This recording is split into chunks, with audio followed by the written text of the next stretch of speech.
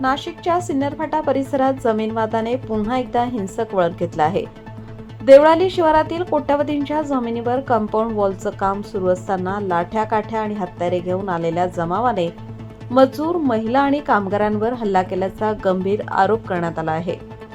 या प्रकरणी भागवत कुटुंबासह 10 ते 12 जणांविरुद्ध सिन्नरफाटा पोलीस ठाण्यात गंभीर गुन्हा दाखल करण्यात आला आहे.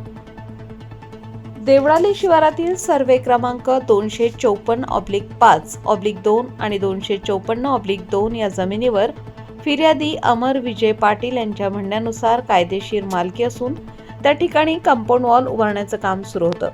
यावेळी रुपेश भागवत, विजय भागवत, साहेबराव भागवत, सचिन भागवत, परशुराम सोनवणे यांच्यासह 10 ते 12 जण घटनास्थळी आले.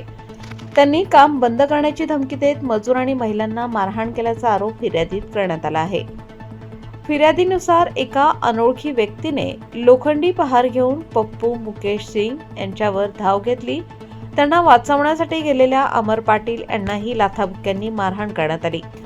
मदतीसाठी धावलेल्या किरण पाटील, अंकुश पाटील आणि शारदा दिघोळे यांनाही धक्काबुक्की करण्यात आल्याचा आरोप आहे.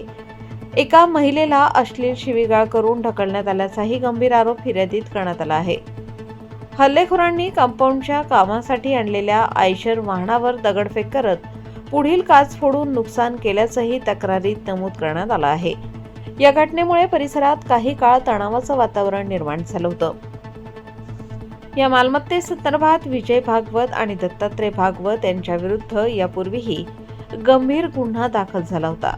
त्या प्रकरणात चार्जशीट क्रमांक 87/2021 न्यायालयात दाखल करण्यात आली असून चोरी, विश्वासघात, बनावट कागदपत्रे तयार करणे, बनावट कागदपत्रांचा वापर, पुरावे नष्ट करणे आणि कट रचणे अशा गंभीर आरोपांचा समावेश आहे. या प्रकरणातील न्यायालयीन कार्यवाही अद्याप सुरू असून अंतिम निर्णय झालेला नाही. दरम्यान या ताज्या प्रकरणी सिन्नरफाटा पोलिसांनी गुन्हा क्रमांक 384/2026 अंतर्गत भारतीय न्यायसंहितेच्या विविध गंभीर कलमान्वये गुन्हा दाखल केला असून पुढील तपास पोलीस हवालदार मोरे हे करीत आहेत. या घटनेमुळे सिन्नरफाटा परिसरातील जमीन वाद पुन्हा एकदा ऐरणीवर आला आहे.